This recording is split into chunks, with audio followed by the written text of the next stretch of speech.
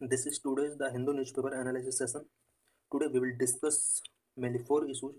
The first issue is the place of charity in an unequal society, and the second issue is related to India's economic growth versus emissions, and the third issue is a good beginning, but China negotiations must continue, and the fourth issue is related to India's skilling initiatives.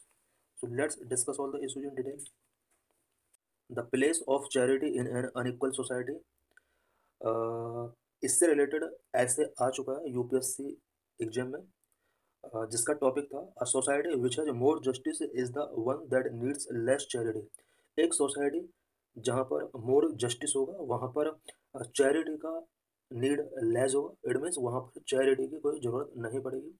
और ये statement प्लेटो का दिया हुआ statement है। तो आज ये जो आर्टिकल है वो इसी स्टेटमेंट से रिलेटेड है। Why in news Billionaire Warren Buffett, with a net worth of almost $121 billion by some estimates, have decided to transfer of his wealth to foundations overseen by his children, a total amount of around $870 million. Warren Buffett ने recently decide किया है कि वो अपने wealth का एक बहुत बड़ा part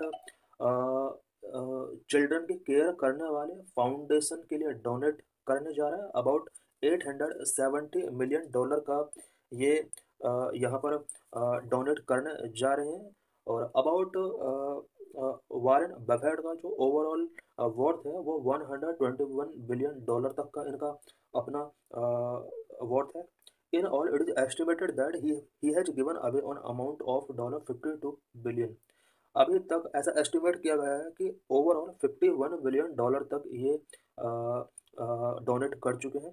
mister Buffett recent donation has captured the attention of mainstream discourse as it has outlined his social philosophy with regard to wealth and its place in society. Mister Buffett ने recently जो ये donation करने का decision लिया है, इसकी वजह से यहाँ पर उनकी जो सोशल फिलोसफी है related to wealth and its place in society, वो डिस्कोर्स का मेन स्ट्रीम बन चुका है। इट मीन्स पूरे वर्ल्ड के अंदर ये अब डिस्कोर्स बन चुका है कि मिस्टर बफेट का वेल्थ से रिलेटेड एंड इस वेल्थ का सोसाइटी में डोनेशन से रिलेटेड जो उनकी फिलोसफी है वो प्रेजेंट में डिस्कोर्स का मेन स्ट्रीम बन चुका है। What is Mr. Buffett philosophy with regard to wealth and its place in society? Wealth और इसकी सोसाइटी में क्या प्लेस है, इससे रिलेटेड बफेट का फिलोसफी क्या रहा है। Mister Buffett believe that wealth should be used to equalise opportunities, luck that favoured certain individuals rich should help those less Fortune.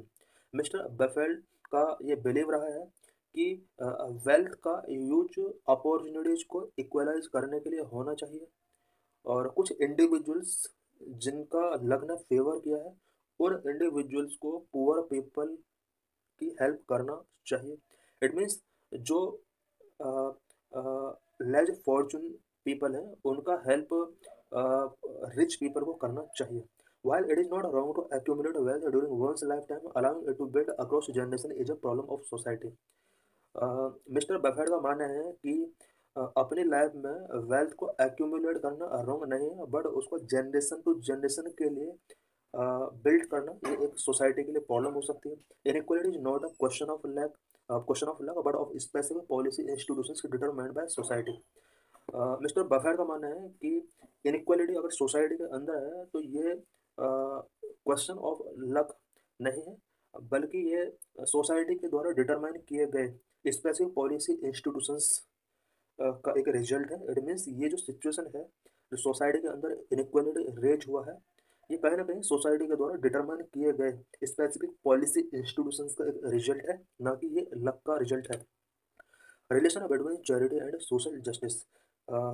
इस टॉपिक के अंदर हम देखेंगे कि चैरिटी एंड सोशल जस्टिस का क्या रिलेशन है। Number one, justice and charity are two fundamental pillars of any civilised society. किसी भी सिविलाइज्ड सोसाइटी का justice and charity two fundamental pillars होते हैं। While justice seek to maintain and establish equity, fairness and equal opportunities for all members of the society, charity address the immediate needs of disadvantage and suffering people. Justice जहाँ society के अंदर equity, fairness, equal opportunities create करता है, वहीं charity उस society के अंदर disadvantage and suffering people के लिए इमीडिएट नीड्स जो भी हैं उसको एड्रेस करने का काम करता है। Number two, justice should reduce the need for charity. Justice को ये कोशिश करना चाहिए कि उस सोसाइटी में चैरिटी की नीड रिड्यूस हो सके। In an ideal society the prevalence of justice should reduce the need for charity as it ensure that individual have access to equal opportunities and resources necessary for a dignified life. किसी भी ideal society के अंदर justice इस तरह से prevail होना चाहिए कि उस सोसाइटी के अंदर चैरिटी की नीड कम से कम हो, और ये तभी पॉसिबल हो पाएगा जब उस आइडियल सोसाइटी के अंदर सभी पीपल को इक्वल अपॉर्चुनिटीज एंड रिसोर्स तक उनका इक्वल रीच हो पाएगा। तभी उस सोसाइटी के अंदर वो सिचुएशन आ पाएगी कि वहाँ पर पीपल को चैरिटी की नीड कम होगी। Number 3, justice should create a more equitable society. Justice को मोर इक्विटेबल सोसाइटी क्रिएट करना चाहिए। In a just society all members have the same access to education, employment, health care and other essential services. Justice prevails, it minimize the disparities in wealth, power and privilege, creating a more equitable society. किसी भी just society के अंदर society को all peoples के लिए education, employment and health care and other essential services में जो access होता है ऑल पीपल का, ऑल मेंबर को इक्वल अपॉर्चुनिटीज मिलती हैं। इसके थ्रू उस सोसाइटी के अंदर जस्टिस प्रिवेल किया जा सकता है, जिसकी वजह से wealth, power and privileges disparities उस सोसाइटी के अंदर कम हो सकती हैं और सोसाइटी को मोर इक्विटेबल बनाया जा सकता है। Number 4, justice should bridge the gap between rich and poor. Rich and poor के बीच अगर गैप बहुत ज़्यादा होगा तो इस तरह की सोसाइटी में भी चैरिटी की नीड बहुत ज़्यादा बढ़ जाती है। इसलिए सोसाइटी के अंदर जो जस्टिस प्रिवेल होना चाहिए वो इस तरह का होना चाहिए कि रिच एंड पुअर के बीच गैप को ब्रिज किया जा सके। To bridge the economic gap between the rich and poor, justice also entail wealth distribution, redistribution through progressive taxation, social welfare programs and policies which support poor and just society work to reduce income inequality। किसी भी ideal just society के अंदर rich and poor के बीच जो gap है, economic gap, उसको bridge किया जाना चाहिए। इसके लिए वेल्थ का रीडिस्ट्रीब्यूशन किया जा सकता है, progressive taxation, social welfare programmes launch किए जा सकते हैं। ऐसी पॉलिसीज जो पुअर को सपोर्ट करती हैं, इस तरह की पॉलिसीज को स्पेशली जो इनकम इनकम इनक्वालिटी को रिड्यूस करते हैं, इस तरह की पॉलिसीज यहाँ पर इनिशिएट की जा सकती हैं। When wealth is more evenly distributed, the number of needy people decrease, reducing the necessity for charity to fill the gap। if wealth का इवनली तरीके से डिस्ट्रीब्यूशन होगा तो नीडी पीपल का नंबर डिक्रीज होगा और इसकी वजह से चैरिटी की जो नेसेसिटी है वो भी रिड्यूस होगी। Number 1, need to focus on fundamental services in a just society. Equal access to quality education, health care services ensure that everyone has a fair chance to lead a fulfilling life. This means that fewer individuals will require charitable assistance to access these fundamental services। किसी भी just society में quality education and health care services तक people का access equal होता है और इसमें ये इंश्योर किया जाता है कि ऑल पीपल को एजुकेशन एंड हेल्थ सर्विसेज तक फेयर चांस मिले। इसका मीनिंग ये हुआ कि अगर किसी भी सोसाइटी में पीपल को education and health care services properly अगर मिलेंगे तो उस सोसाइटी के अंदर चैरिटेबल असिस्टेंस की रिक्वायर कम होगी, बिकॉज वहाँ पर पीपल के लिए फंडामेंटल सर्विसेज स्टेट के द्वारा प्रोवाइड पहले से ही की जा रही होती है। Number 6, charitable organisation play a crucial role in responding to emergencies. Emergency situation में चैरिटेबल ऑर्गेनाइजेशन एक इंपॉर्टेंट रोल प्ले करते हैं, such as natural disasters, pandemic and unfortunate personal crisis. किसी भी सोसाइटी में कुछ नेचुरल कैलेमिटीज आ जाती हैं और इमरजेंसी के ड्यूरिंग चैरिटेबल ऑर्गेनाइजेशंस का जो रोल होता है वो बहुत इंपॉर्टेंट रोल होता है। Such natural disasters, pandemics and unfortunate social personal crisis आ सकते हैं, तो इस केस में यहाँ पर चैरिटेबल ऑर्गेनाइजेशंस का जो रोल होता है वो बहुत इंपॉर्टेंट रोल हो जाता है। These organisations provide immediate relief to affected people by offering them food, shelter and medical assistance. Natural disaster की सिचुएशन में चैरिटेबल ऑर्गेनाइजेशंस पीपल को food, shelter and medical assistance provide कराते हैं। In a society with more justice, the frequency and severity of these emergencies may be reduced, but charity remains essential for some times when justice alone cannot prevent or mitigate such events। किसी भी just society के अंदर emergency situation में charitable organisations needy people या affected people का help करते हैं, but more justice अगर सोसाइटी के अंदर होगा तो उस सोसाइटी के अंदर frequency and civility of emergencies कम होगा, और असेंशियल नीड जो भी है जो चैरिटी के थ्रू लोगों को मिलना चाहिए उनकी नीड भी कम होगी, बिकॉज उस सोसाइटी के अंदर जस्टिस जो प्रीवेल है वो बहुत ही बेटर तरीके से प्रीवेल है, और उस सोसाइटी के अंदर चैरिटी से मिलने वाली फैसिलिटीज़ की पीपल को नीड नहीं होगी। Number 7, justice can provide long-term solutions while charity is short-term. Certain groups in society, such as poor, homeless, refugees, and victims of violence, may still require charity even in the presence of justice. Society के अंदर एक ऐसे society जहाँ पर justice prevail है, उस society के कुछ certain groups such as poor, homeless, refugees and victims of violence, इन पीपल को जस्टिस प्रिवेल होने के बाद भी चैरिटी की नीड हो सकती है। Justice can provide long term solutions to some of these problems by addressing systematic issues, but charity remains vital in the interim to all alleviation suffering and protect the most vulnerable. Justice people को long term solutions provide कराता है और ये systematic issues को address करता है, but charity जो होता है वो मोस्ट वल्नरेबल पीपल के प्रोटेक्शन के लिए यहाँ पर इमरजेंसी सिचुएशन में हेल्प करता है। While justice and charity serve different purposes, in fact, they can work together to create a more compassionate and equitable society. When justice is the foundation, charity can be more effective in addressing immediate needs. Justice and charity के जो purpose हैं वो different purpose से सर्व करते हैं, but दोनों compassionate and equitable society create करने में दोनों का बहुत बड़ा रोल होता है। जस्टिस एक तरह से फाउंडेशन है, चैरिटी जो है वो इमीडिएट नीड्स को एड्रेस करता है।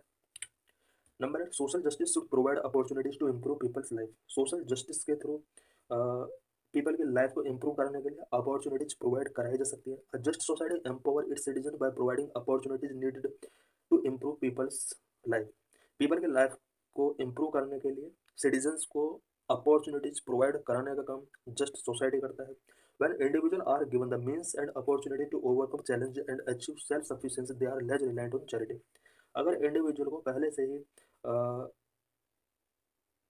चैलेंजेस को ओवरकम करने के लिए अपॉर्चुनिटीज प्रोवाइड कराए जाएंगे एंड सेल्फ सफिशिएंसी अचीव करने के लिए अपॉर्चुनिटीज प्रोवाइड कराए जाएंगे, तो वहाँ पीपल को चैरिटी पर रिलायंस करने की कोई नीड नहीं होगी। Justice foster a sense of dignity and self worth, reducing the stigma often associated with receiving charitable assistance.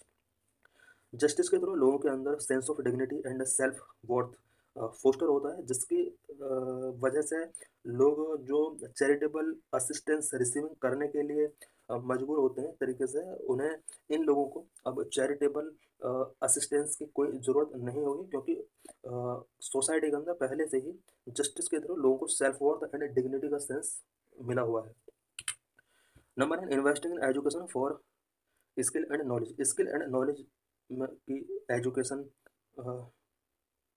के लिए इन्वेस्ट करना होगा। It is one of the most powerful way to create a just society with reduced reliance on charity. Charity पर reliance को reduce करने के लिए just society के अंदर स्किल एंड नॉलेज एजुकेशन पर इन्वेस्ट करना होगा। When high quality education is given, individuals have the skill and knowledge needed to ensure secure meaningful employment and contribute positively to society. People को यदि high quality education दिया जाएगा तो उनके अंदर स्किल एंड नॉलेज डेवलप हो सकती है, जिसकी वजह से उन्हें एम्प्लॉयमेंट मिल सकता है और उन्हें ऐसी सिचुएशन फेस नहीं करनी पड़ेगी कि उन्हें किसी चैरिटी पर डिपेंड रहना पड़ जाए। This initiative not only reduce poverty but also decrease the need for charitable assistance. Skill development का फायदा ये हो सकता है कि पीपल एम्प्लॉयबल हो सकता है, उसको जॉब मिल सकती है और उसकी वजह से उसका पॉवर्टी रिड्यूस हो सकता है। पॉवर्टी रिड्यूस होने से चैरिटेबल असिस्टेंस की नीड उसकी कम हो सकती है। Number 10, justice and charity are intertwined aspect of a well functioning society. किसी भी वेल फंक्शनिंग सोसाइटी के लिए जस्टिस एंड चैरिटी इंटरवाइंड होते हैं।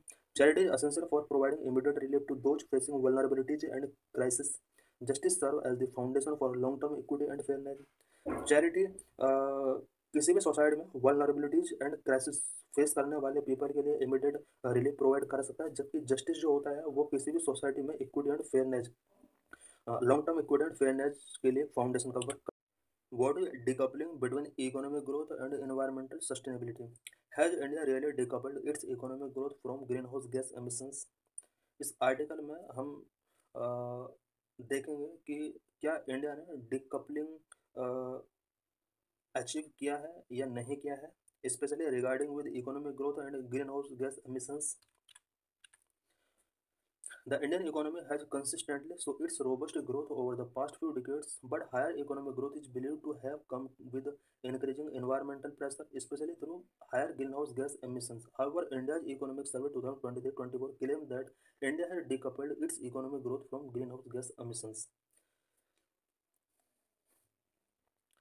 इंडिया की economy recently robust growth past few decades से शो कर रही है। इट मीन्स इंडिया के अंदर इकोनॉमी पास्ट कुछ डिकेड्स में रोबस्ट तरीके से ग्रो हो रही है।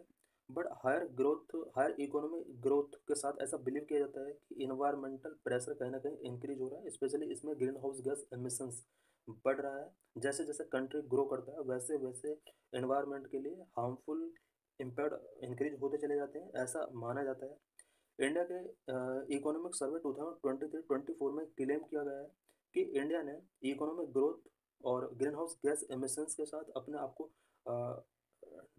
डीकपल कर लिया है।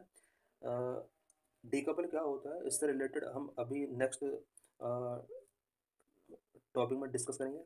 As between 2005 and 2019, India's GDP grew at a compound annual growth rate of 7%, while emissions rose at a CAGR of just 4%। 2005 और 2019 के बीच में इंडिया का जो जीडीपी ग्रोथ रहा है वो CAGR of 7%, it means compound annual growth rate 7% रहा है। जबकि एमिशंस की अगर बात की जाए तो 4% के हिसाब से CAGR ने ग्रोथ किया है। CAGR means compound annual growth rate. This raise a crucial question, has India really decoupled its economic growth from greenhouse gas emissions. क्या इंडिया ने really greenhouse gas emissions और economic growth का decoupling कर लिया है? And what does this mean for sustainable development, और sustainable development के लिए इसका क्या मीनिंग है? What is the mean of decoupling? Decoupling का मीनिंग क्या होता है? Decoupling refer to breaking the link between economic growth and environmental degradation. Environmental degradation and economic growth के बीच जो लिंक है उसको ब्रेक करना का जो प्रोसेस है इसको डिकपलिंग बोला जाता है। Historically economic growth is found to be positively related with environmental degradation as this growth is believed to be a driver of greenhouse gas emission. Historically ऐसा देखा जाता रहा है कि इकोनॉमिक ग्रोथ जो किसी कंट्री के अंदर होता है वो पॉजिटिवली इन्वायरमेंटल डिग्रेडेशन से उसका रिलेशन होता है। इट मीन्स जितना इकोनॉमिक ग्रोथ किसी कंट्री के अंदर होगा इट मीन्स उस कंट्री के अंदर इन्वायरमेंटल डिग्रेडेशन उतना ही ज़्यादा होता है, ऐसा हिस्टोरिकली माना जा रहा है। और स्पेशली इसमें ग्रीन हाउस गैस एमिशंस को देखा जाता है कि ग्रीन हाउस गैस एमिशंस के लिए इकोनॉमिक ग्रोथ एक ड्राइवर के रूप में वर्क करता है। Decoupling has largely been classified into two types. Decoupling को टू टाइप्स में यहाँ पर डिवाइड क्लासीफाई किया जा सकता है। Number one, absolute decoupling and relative decoupling. Absolute decoupling occur when the economic grow while emissions decrease. This is the ideal form of decoupling where countries grow economically without increasing environmental harm. Absolute decoupling के अंदर क्या होता है कि इसमें economy grow होती है but emissions decrease होते हैं। डिकपलिंग का ये आइडियल फॉर्म हो सकता है। इस सिचुएशन के अंदर कंट्रीज इकोनॉमिकली ग्रो करते हैं बट इन्वायरमेंटल हार्म इंक्रीज नहीं होता है। इस तरह के सिचुएशन को एब्सोल्यूट डिकपलिंग बोला जाता है। Relative decoupling happens when both GDP and emissions grow but the rate of GDP growth surpass the rate of emissions growth. Relative decoupling की सिचुएशन तब होती है जब जीडीपी एंड एमिशंस दोनों ग्रो होते हैं but GDP growth rate emission growth rate के compare में हाई होता है। while this signifies progress at the same time it acknowledges that emissions continue to rise। Same time पर GDP and emission growth increase होते रहते हैं relative decoupling की situation में। Why decoupling economic growth and greenhouse gas emissions is important.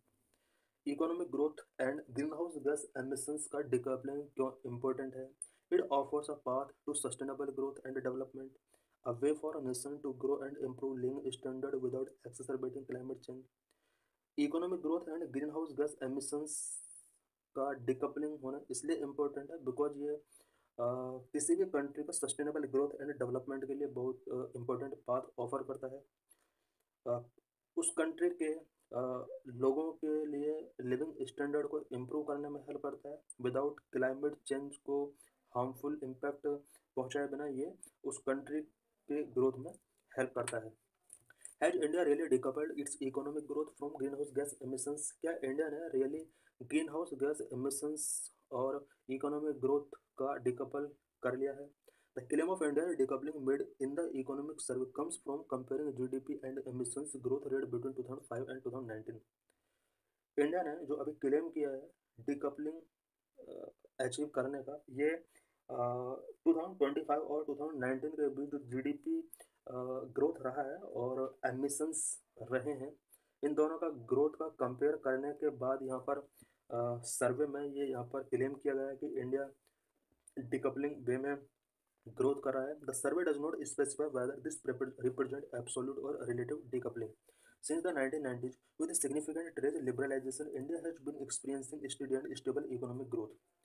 सर्वे के during ये clarify नहीं किया गया है कि इंडिया ने एब्सोल्यूट या फिर रिलेटिव डिकपलिंग कौन सा डिकपलिंग यहाँ पर गेन किया है।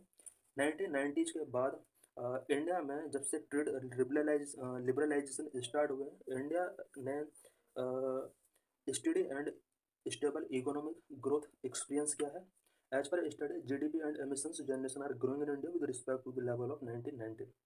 जीडीपी और एमिशंस जनरेशन दोनों ने 1990s के बाद कंटिन्यू ग्रो किया है। while there has been no absolute decoupling in India since 1990, GDP in India has grown at a much higher pace than the greenhouse gas emissions in the country, indicating economy wide related decoupling।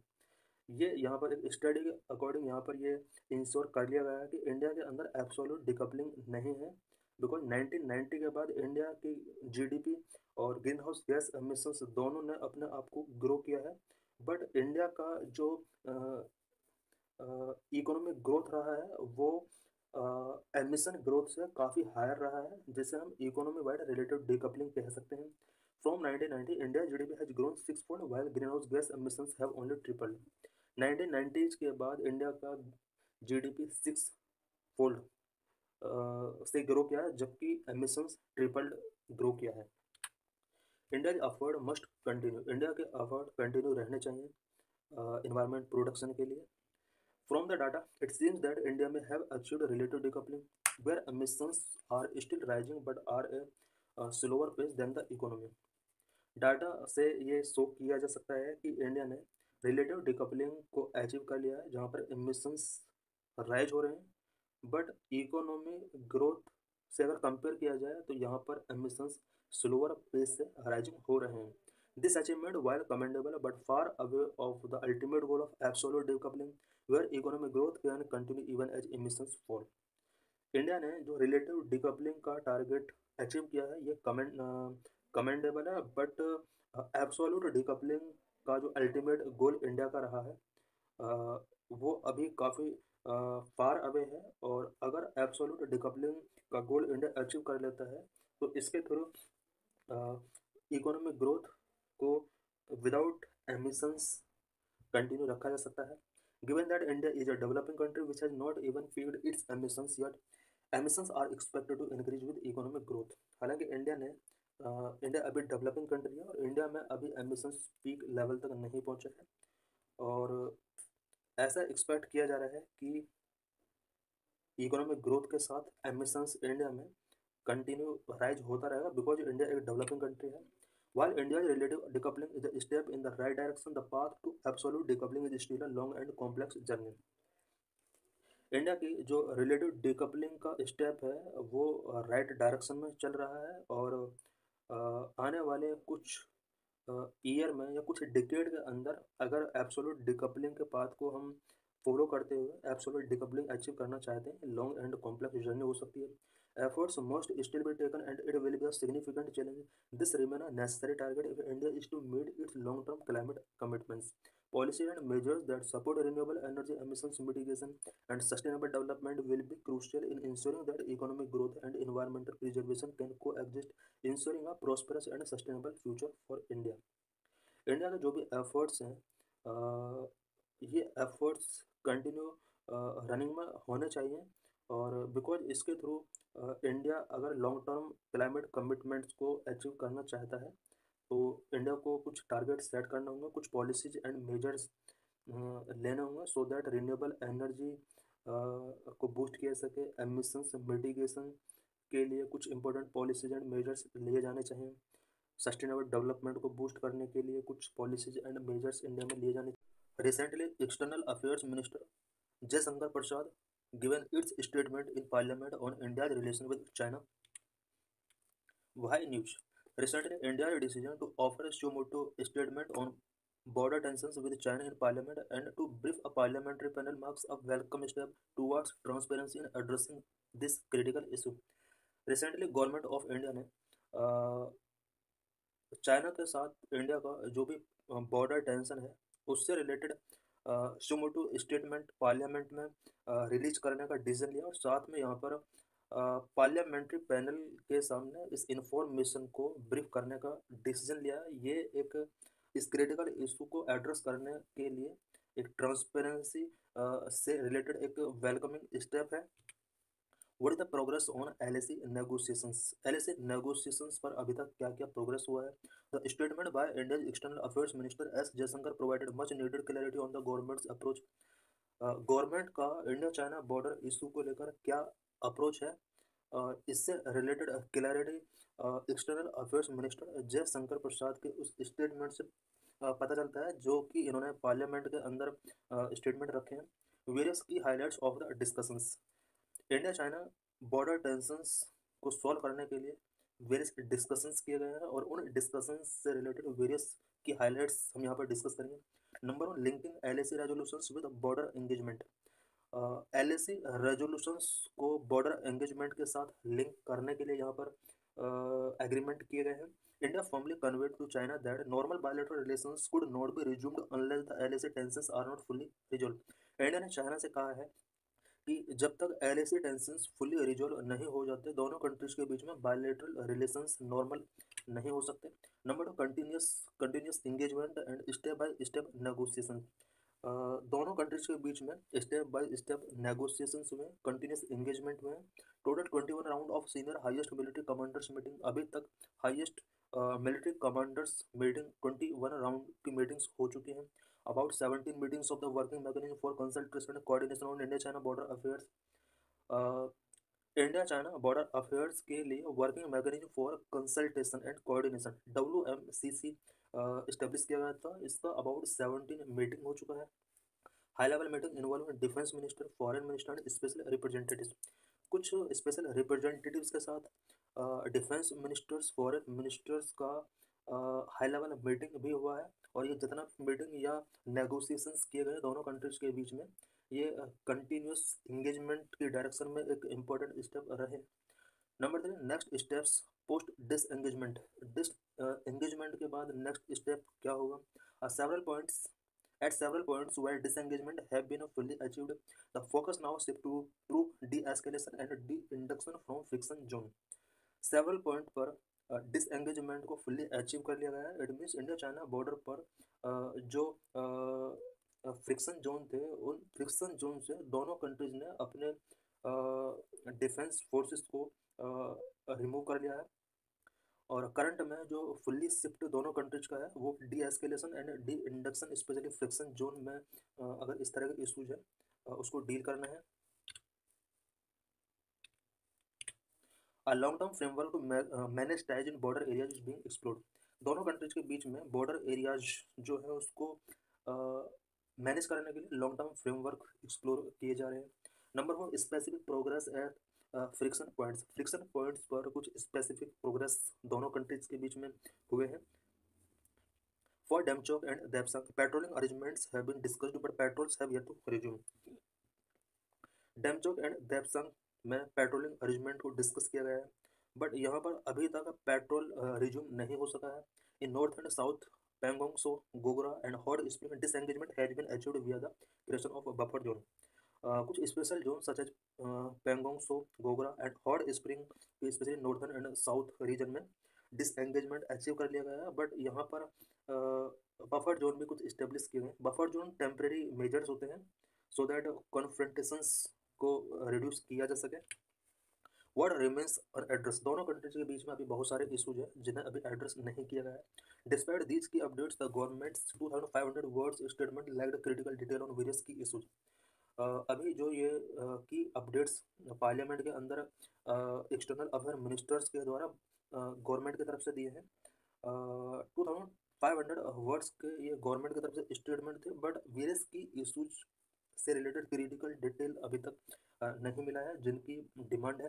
What is cause of conflict, cause of conflict 2000 में जो हुआ था, 2020 में जो हुआ था, उसका cause क्या था अभी तक लोगों को ये रिवील नहीं हो पाया है। There was no explanation towards government why the PLA initiated the 2020 transgressions.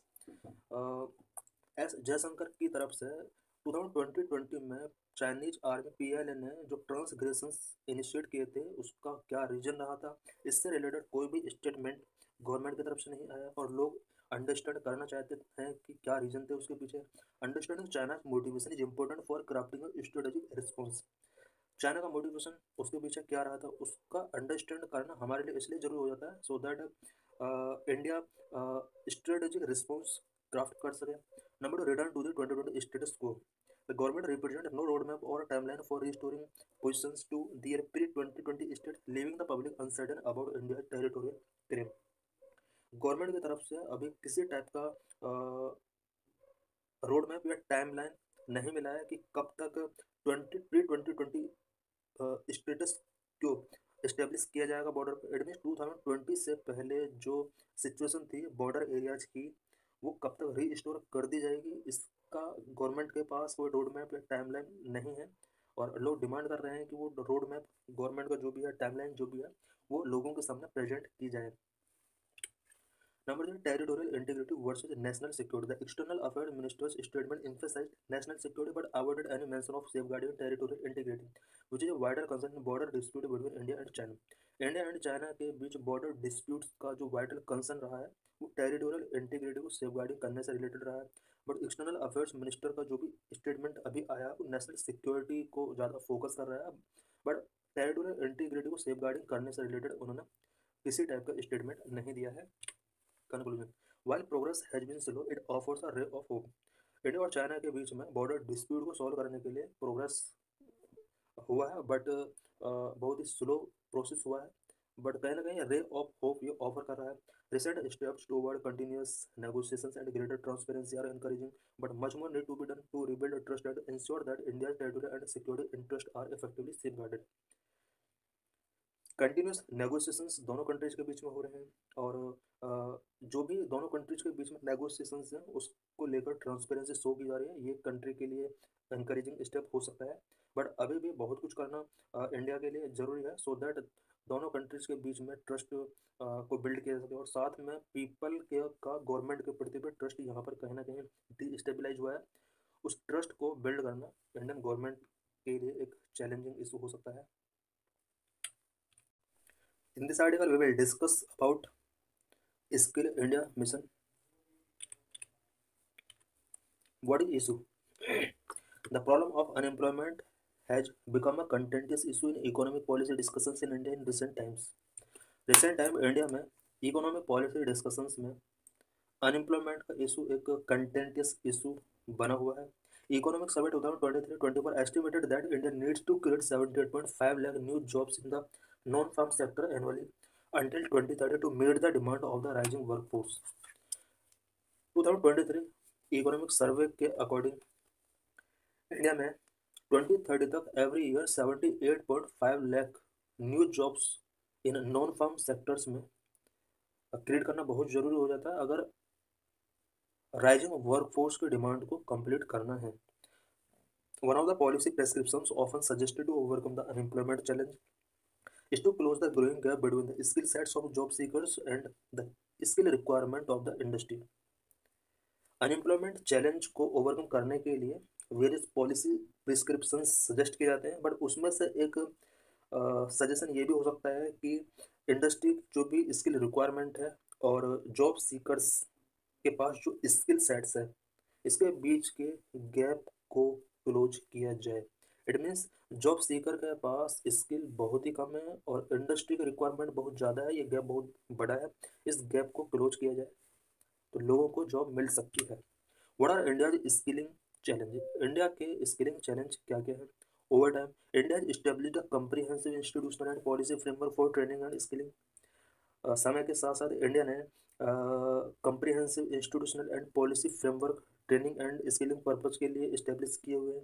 However the success of this is somewhat limited. ये जितने भी इंडिया की तरफ से comprehensive institutional and policy framework establish किए गए हैं, इनका सक्सेस रेट अगर देखा जाए तो बहुत लिमिटेड रहा है। The periodic labor force survey 2020 to 23 identified that only 21% of the Indian youth aged 15 to 29 years had received vocational technical training through formal and informal sources. Periodic labour force survey 2020 to 23 के according India में 15 to 29 years age के youth ने overall youth में से vocational and technical training through the formal and informal sources से लेने वालों का जो संख्या है वो 21% रहा है। It means 2023 labour force periodic labour force सर्वे के अकॉर्डिंग इंडिया में फॉर्मल एंड इनफॉर्मल सोर्सेज के through technical and vocational training लेने वालों का जो परसेंटेज है वो ओनली 21% है। The share of youth who had received formal vocational technical training was 4.4% इन 2023। इस टाइम पे during formal vocational technical training receive करने वालों का जो परसेंटेज ओनली 4.4% है।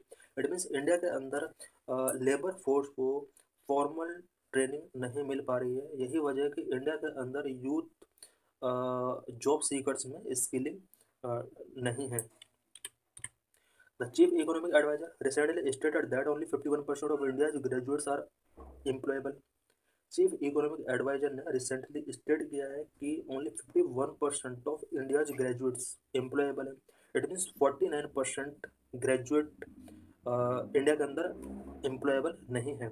These facts raise concern regarding the reach, quality and industry relevance of existing skilling program। ये जितने भी फैक्ट्स हम यहाँ पर देख रहे हैं ये कहीं ना कहीं एग्जिस्टिंग स्किलिंग प्रोग्राम्स की रीच, उसकी क्वालिटी एंड इंडस्ट्री रेलेवेंस से रिलेटेड कंसर्न रेज करते हैं। The main objective of Prime Minister's package for employment and skilling announced in 2024-25 budget was improving the outcome and quality of skilling and aligning the training content and design to skill needs of the industry। 2024-25 में prime minister's package of employment and skilling announce किया गया था, जिसका main objective skilling के outcome and quality को improve करना था and साथ में इंडस्ट्री की स्किलिंग नीड्स को ट्रेनिंग कंटेंट एंड डिजाइन के साथ अलाइन करना इसका मेन ऑब्जेक्टिव रहा है। Two online platforms for skilling education and training.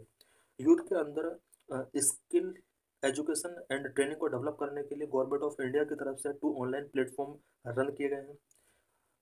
The study webs of active learning for young aspiring minds Swayam and skill India digital hub Siddh, the 2 online platform for skill education and training initiated by the Indian government.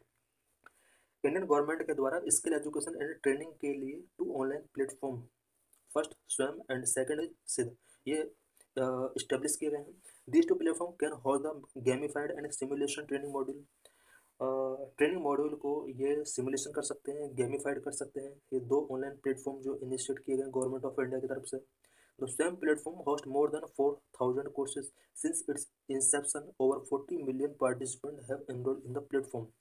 स्वयं platform में अभी तक 4000 से ज़्यादा courses यहाँ पर host किए जा रहे हैं। इसके इंसेप्शन से लेकर अब तक about 40 million, it means 4 crore participant ने इस प्लेटफॉर्म पर एनरोल किया है। A lion's share 93.45% of successful course completions in the platforms were under the engineering and physical sciences stream। 93.45% लोग ऐसे हैं जिन्होंने इंजीनियरिंग या साइंस फिजिकल साइंस स्ट्रीम से कोर्सेज कंप्लीट किए हैं स्वयं प्लेटफॉर्म के थ्रू। Skill and digital hub Siddh, as of June 2024 7.63 lakh candidates were enrolled in 752 online courses. Siddh के under about 752 online courses provide कराए जाते हैं और 2024 जून मंथ तक 7.63 लाख कैंडिडेट अब तक यहाँ पर रजिस्टर हो चुके हैं। The platform offer 7.37 lakh minutes of digital content, making it a potentially rich resource for learners। The response to Swayam and Sid demonstrate the huge demand for technical education and training in India। स्वयं और सिद्ध platform से जो response आ रहा है, लोगों का जो रिस्पॉन्स आ रहा है, ये कहीं ना कहीं डेमोन्स्ट्रेट कर रहा है कि इंडिया के अंदर टेक्निकल एजुकेशन एंड ट्रेनिंग के लिए डिमांड बहुत ज़्यादा इंक्रीज हुआ है. It further strengthen the idea of offering gamified and simulation based skill training on such platform. ये जो रिस्पॉन्स आया है लोगों की तरफ से स्वयं एंड सिद्ध प्लेटफॉर्म के प्रति, ये कहीं ना कहीं इस आइडिया को स्ट्रॉन्ग करता है कि इन प्लेटफॉर्म के through simulation based skill training लोगों को प्रोवाइड कराई जाए. So thanks for watching.